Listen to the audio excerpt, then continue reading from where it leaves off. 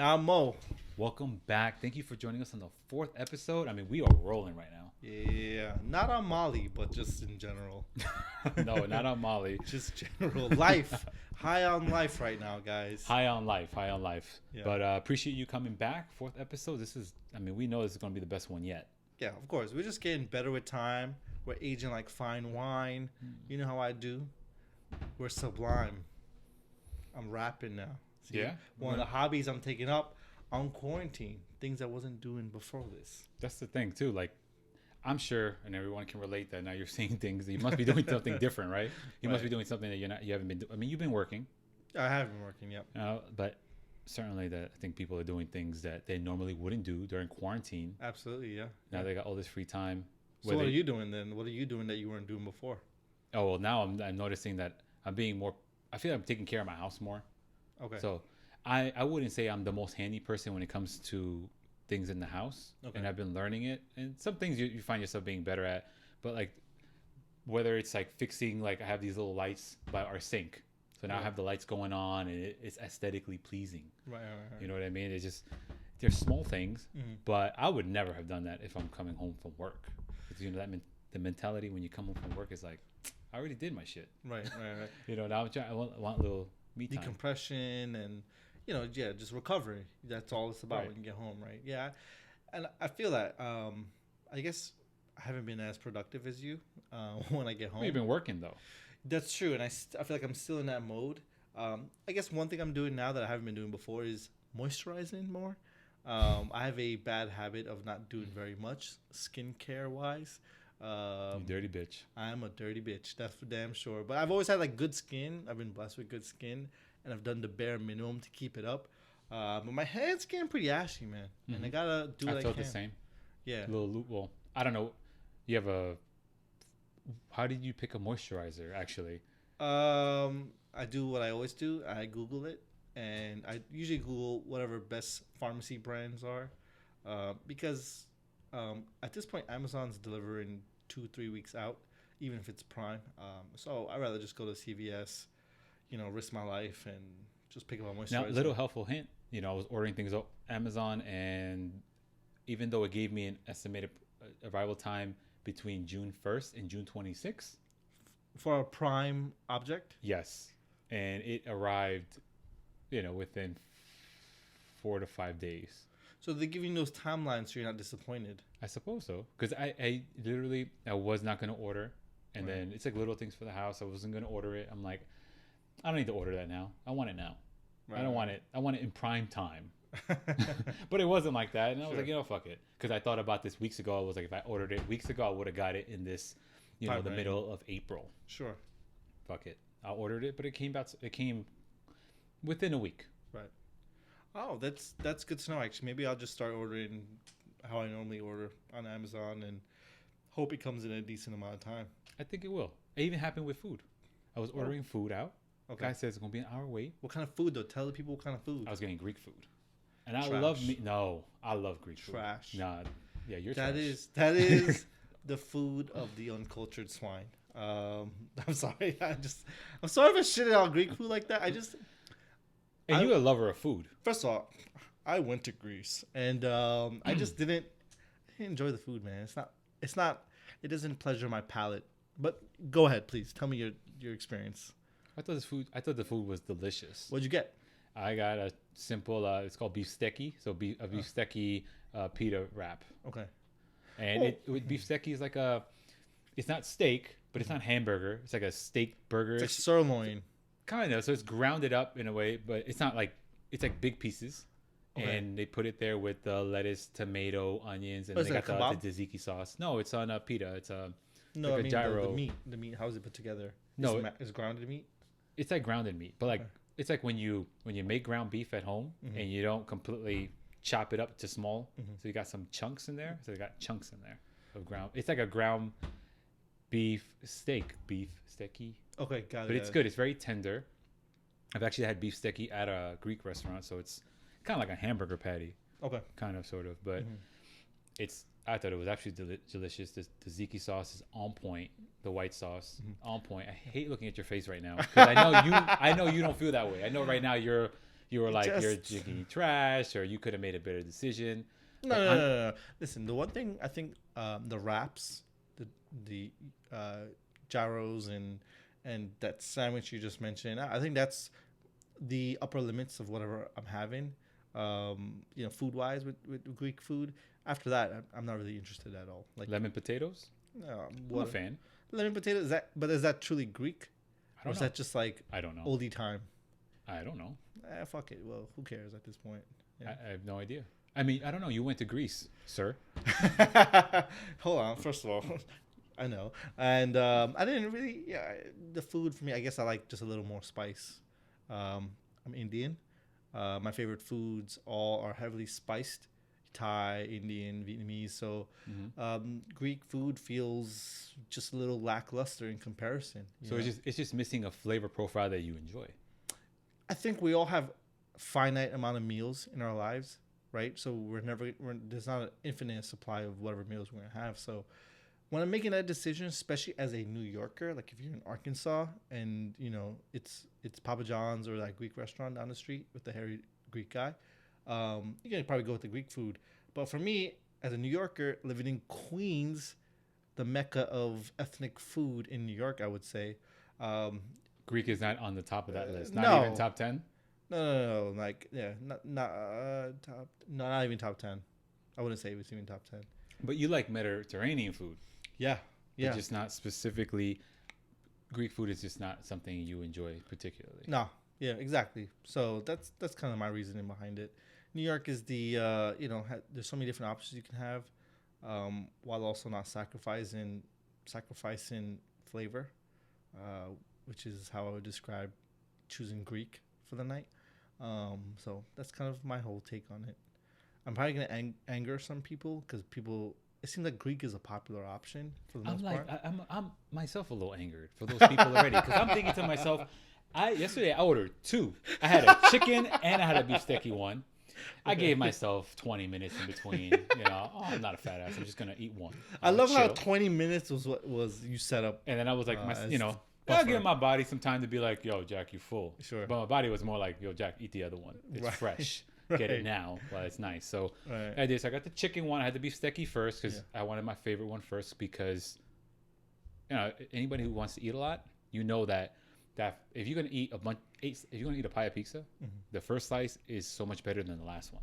I think second slice is the sweet spot. The sweet spot. Yeah. I like the initial bite to like my life is good. I think well, I think this is how I look at it, right? First slice is almost a little dance. You're trying to woo your taste buds, right? Taste buds are a little shy. They're a little more conservative. They're just kind of like waiting to see what kind of moves you're gonna pull, right? After they have that first slice, they're just really into it. They're really into the song and dance now. Second dance, you get to open up. Maybe dance a little dirtier than they were before. And that's the second slice to me. Now, I like what you're saying because don't get me wrong, I am starting to salivate thinking.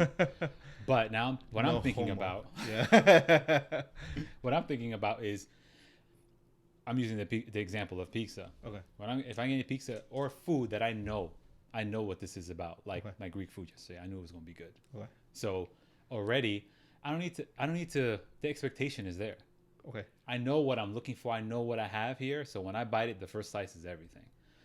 Everything else after that, slice 2, slice 3 for me, and when it goes for pizza, it's good. As I start going, though, I start realizing I'm just eating because I can. And I like it. And it's not that I don't enjoy it, but now we're tired of dancing.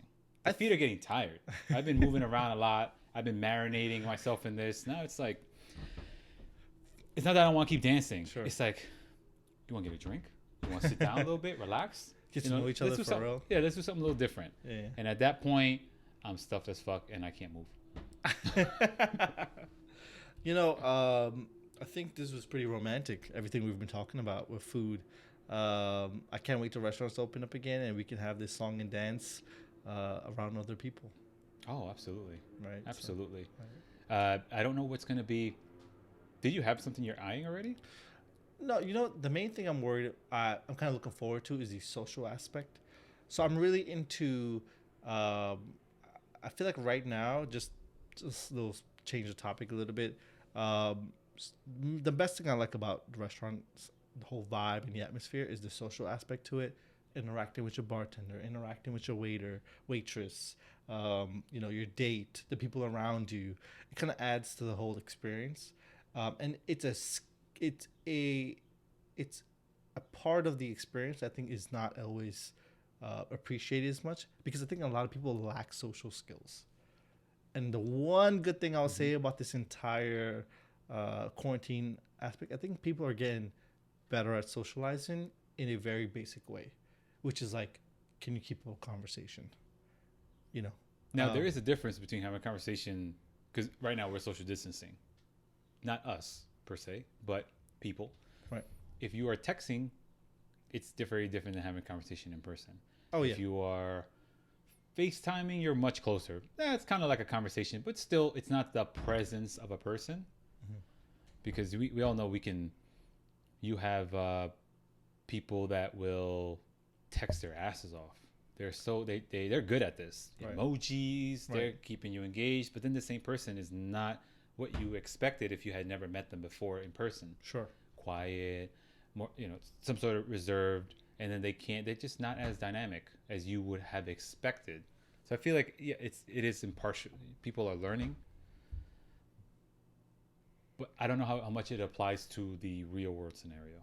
That's what I'm trying to get to. No, I agree, because there's I'm someone who's probably bad at texting, and I'm trying to learn to get better, and this is kind of what this whole kind of exercise and event has kind of been making me put more effort into. But I can totally see that, because there are plenty of people, especially when I go, like, say we're at a restaurant in our normal day, like 6 months ago, 7 months ago. The one thing I love to look at when I'm going to restaurants are couples who are on dates. And I love to see if they're actually engaged with each other. Are they talking? Are they looking at their phones? Like, what's going on there? And I love to just create a scenario in my head, And I think a lot of people are uncomfortable in that setting, and the phone is like a gift and a curse. Crutch. It's right. Just it makes you feel like you are being social, right, or maybe you are busy doing something. Right. But those couples, or those, they might not be a couple, because I look at people like that, or just in general, sometimes like, oh, I wonder if they're on a date. I try to make some sort of inference based on what I see. Okay. And I like doing that. It's like a game to me at times. But when I see two people on what looks like a date on the phones, it motivates me to not do it. Because I was like, I don't want to be like that. You know what I mean? Like, I don't want to be here. Like, I understand you got to check a message. I understand you might check a voicemail if things are important. But if we're taking the time to sit down, have a meal, we're going to spend $80 here, $150 here. I don't know what we're spending, but if we're getting, if you just want to sit down and have a meal with somebody, it's probably because you're catching up. Right. You enjoyed time with this person. So while you have the person in front of you, let's converse. I get the whole checking your cell phone. I'm just like that. First thing I do when you go to the bathroom, I'm probably going to check my phone. You know what I mean? Right. First thing I'm going to do, if I sit down, though, is probably I'm going to check my phone when I sit down, because I want to make sure I'm good with it now. Like, if I see something like I got to call back somebody, let me do this now. If I got to text somebody, let me text you later. Right. I just want to get that settled, because I want to try to be more engaged, or be more part of what's happening. Even if I'm not saying anything, I still want to be there. Well, what do you think is a poor habit of yours? Do you have any poor habits socially, especially in person? Do you think you work on? I like to listen too much. Oh, so you don't feel like you're always as engaged, or the other person may not feel like you're as engaged? I think I'm thinking a lot of different things when people are talking. So sometimes if somebody is saying something very interesting, or if somebody has shown me a level of either perspective or intelligence that it attracts me. Not attracted to the person, but it's like, I like that. I want to learn. I want to hear what they have to say. Sure. Or I like to hear different people's thoughts, because I know what I know. I know how I think. Let me see what you think. But the problem is sometimes I get so caught up with learning that I find myself being very quiet in a conversation. But I'm listening, and I might agree with you. So I feel no need to say anything, because I'm like, I agree with this person. This person has already said what I would maybe think. Now, if I don't disagree with somebody, if I don't agree with someone, is what I mean. I may leave it alone because of who the person is, how much I know them or not, how much I feel like I can come after this person, because I don't want to start it if I want to be able to have a conversation without the person getting offended, the other person thinking that I'm trying to come after them, when I'm just trying to spark more interesting conversation out of this. Like trying to really think, why do you think this way? What about these kind of perspectives? What can we all learn here? But as you talk to some people, you realize not everybody can do those things, or they take it to a place where I was never trying to go, and so I leave myself more reserved, and people, like, as I get to know people, I see where I can touch base with people and stuff, and where I can get involved. Whereas like I love, like, I've seen you interject and change the direction of the conversation sometimes, because you like to, maybe you don't, I don't know why you do it. Maybe you don't want to be part of the conversation. Maybe you feel like let's make this more interesting. So that's a Mo move. I like to gauge the temperature of conversations, and I'd like to take it upon myself sometimes to reroute the conversation a little bit, or shed a little a new angle on it, just to kind of liven it up a little bit. Because sometimes people, especially if it's a topic they feel strongly about, they kind of lose the plot eventually and start just ranting. And I think in social, if we're just like all hanging out in the living room and doing that, that's fine, whatever. But if we're all, at happy hour, or we're at, someone's birthday, we should try to be a little more concise. Now, it's probably not my place to do that, but it's just a bad habit I have. Another bad habit I have is, if it's a topic I'm particularly passionate about, I do a lot more talking than listening. And I think sometimes I'm just foaming at the mouth to get my point across, or to interject, like you just said. And I don't let someone naturally bloom their entire thought process. And I think that's a really bad habit of mine, because you don't know where it's going to go. You don't know where it's going to go. And another thing is, I'll never be a master of one topic. As much as I'll like to think I'll be, there's not one topic I'll ever be the master of and know everything about. That's a great trait, I think. Well, I think it's just foolish to even pretend to think about it like that. So I need to do a little more listening, especially with things I think I'm well versed in. I know what you were saying, but I like to just make sure that I know where I'm going to put my energy in. Sometimes you do have the people who are going to take in control of things, and that's okay. I want to listen to them. I want to learn. Sometimes it's just like when people they're probably thinking the same thing about I'm sure everyone has thought this about someone, where they're like, that person doesn't know shit. They don't know what they're talking about. Well, are you the type of person who lets someone who obviously doesn't know what they're talking about complete their thought, or do you interject? Like, what's your action in those moments? It depends. Okay. It really depends, because some people, you just can't meet somebody and not have a good gauge on this person and try to correct them, or kind of even politely kind of saying you're wrong. Right. So you have to be careful with certain things like that. So sometimes I will let somebody go off, and even though I know for 100% you are wrong. Right. Not my opinion. For a fact, I know you're wrong. Cool, bro. Because that person, depending who they are, they may. I mean, you have to be careful how you gauge certain people. So I'd rather let that person go, and then as I get to know them, maybe later in that night or later in that day or another day, I'd be like, look, hey, now I got to know. Let me tell you something about this.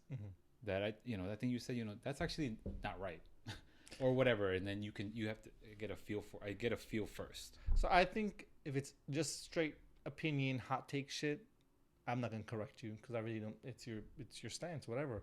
But if it's something that can become harmful, like if your thoughts are spreading misinformation, I can't let you rock.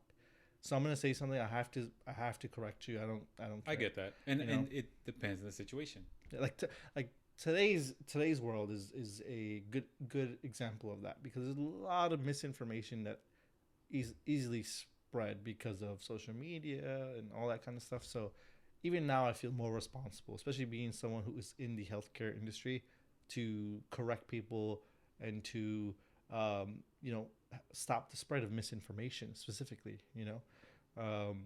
So that's kind of how I feel about that kind of stuff. Honestly, Jack, the other place that has a lot of misinformation is dating apps and social media sites. So the one thing I'll say is that Catfish. I think catfish is like the number one example of that kind of stuff. But the one thing I think that the quarantine isolation part is going to bring to us is it's going to put a microscope to the swipe right generation. So Explain. we both are of the swipe right generation. As everybody knows, Tinder, Bumble, and whatever other apps you may use. These are things I've used in the past as well. And there's this kind of like vain quality to it that you kind of get this instant gratification. That's the kind of microwave world we're in, where we want that instant gratification as soon as possible. Instead of letting things marinate and cook naturally, slow cook things, or whatever the case may be. And I think it's starting to affect our society in a way where it's going to make us bad parents and limit the potential of our future as a society in general. When you say that, my mind is jumping to people give up on things that aren't going good. What do you mean? So Tinder or anything like that, you'll see somebody, you swipe if you like, you don't if you don't, right? And you move on. You do that plenty of times, so many, countless times. Now you get into a conversation with somebody. When you don't like it, you drop it, you move on. Right. Then you find somebody. People start, what I'm trying to get to is then people meet somebody. Things are always great. When they get bad, they move on to the next person, or they find somebody else, or whatever it is, and they give up because of the amount of options that you have. How often do people say things with conviction, like they really believe it, and they want to express when they're sober? That's well, I'm just thinking like just as someone who's been on Tinder or Bumble, whatever the case may be. I mean, you're really just pandering to the other person. You're just trying to be the best possible, again, version of yourself, and it's just so phony and so fake. And I think what's cool right now is, I think Tinder just, I don't know if this is new or old, but now people on Tinder, even if they're in Colombia, Europe, somewhere in Europe, London, Berlin, or whatever the case may be, they can set their location to like New York, LA, Bosnia, whatever the case, whatever it is, and they can, chat with those people. And I think there's become, now we've kind of shifted to the conversation aspect, kind of sharpening our social tools. Well, it's interesting because then if you're speaking with people from different countries, it's a different way to communicate. Oh, big time. So now you're learning communication just in general, right? Because you figure once you feel good in the way you communicate, you'll be able to communicate with just about anyone. You'll find ways to make this conversation relevant. Right. Engaging a person. Right. But yeah, that makes me think of something else. You have something to say? No. Waiting for you to say something. Oh, okay. I'm listening. Thank you. So, are there any topics or viewpoints that someone can have that automatically, like, stops any ability to have a conversation go any further with that person? Like, are there any, like, I don't fuck with you qualities or topics a person can talk to you about? I wouldn't want somebody who everything they gotta go do the downer on it. Like a downer, right? I guess that kind of quality where they feel like they're unlucky people and everything is always shitty for them. Mm-hmm. I don't want that. That's a quality I'd be like, I can't deal with that. I just don't want flip-floppy people.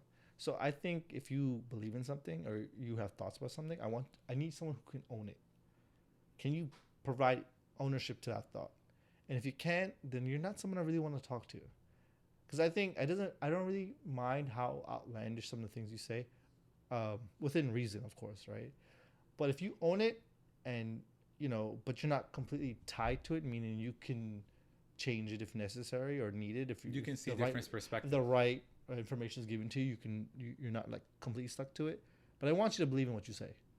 You know, and I believe in pretty much everything I say, you know, except some of my sports takes.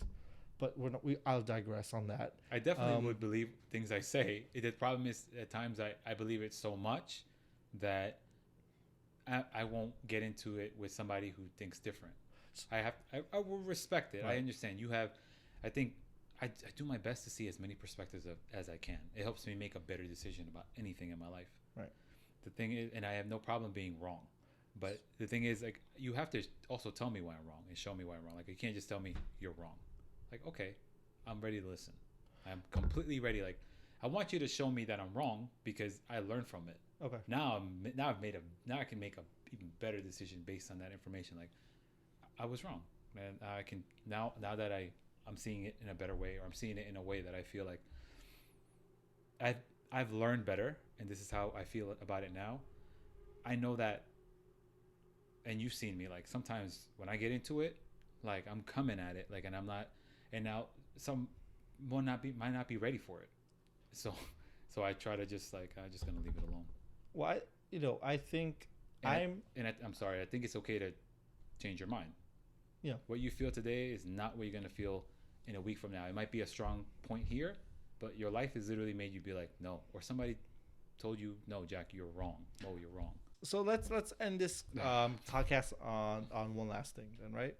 So why don't we each give each other one thing we'd want the other person to improve on, and then we can kind of end it right there, wrap it up.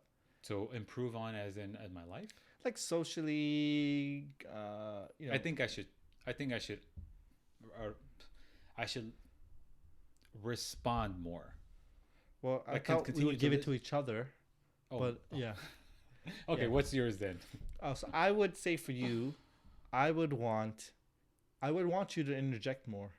I think you as a person, you need to let your nuts hang a little bit, to be a little explicit. Because you know me well enough to know that sometimes. Well, that's why I feel qualified to tell you. Yeah. I wouldn't just tell you this, let your nuts hang, you know, if I didn't know you, because it'd just be creepy. You know, hey, Jackie, you put your balls out a little more, you know? It's just weird. If I was just like... Could be fun. If I was just Mo the deli owner, you know? It'd be weird. What's one thing you would want me to work on or get better at, I guess? In communication? Mm-hmm. Or anything. Socially, just in general. I think I would just say not to get... what's the word? I don't want to say upset, but turned off by certain things. 'Cause you can get turned off. Something could turn you off where you block out for a little while, or you on your phone, or you just block out. Something happened, or some set of events didn't go the way probably should have gone. Maybe not. Maybe it didn't have to go that way, but it did. Something was not to your liking, and at that point you kind of digress a little bit, and then it might turn you off. It might turn you off completely, or it might make you feel like eventually, okay, Mo will reroute and figure this out, you know. But I think that's something that I would say that. Damn, ladies and gentlemen, this motherfucker actually knows me. Shit, he really knows me. But like, look, guys. Also, what I want to say is to the listeners, give us your comments on us. What do you think we need to do better? You've been hearing us now for 4 episodes now, but what can we do better to make this podcast better? What can we say? What can we do? You know, to keep the conversation going a little better. Of course, comments are all welcomed. That's what we want. Like, what do you want to get better at? And then please let us know what we can get better at. How can we make this more entertaining? A little more sonically pleasing. Oh, I like that. Yeah. So let us know. Write in the comments, message us on our Instagram, at the Uncredible Profits. And besides that, honestly, look, these are just words from above. You know, ladies and gentlemen, it's thoughts from above. But he can't just. We're working on it. One day, I'm gonna be a grown up and actually get our fucking slogan correct, Jack. You know, the interesting thing, you said it, and I'm like, I almost went with it. Yeah. And I'm like, this is just not right. This is not right. You know what? I'm gonna channel my inner professional. Listen, guys, this is just thoughts from above. They're words from our mouth. And we are the Uncredible Profits. Peace. Deuces.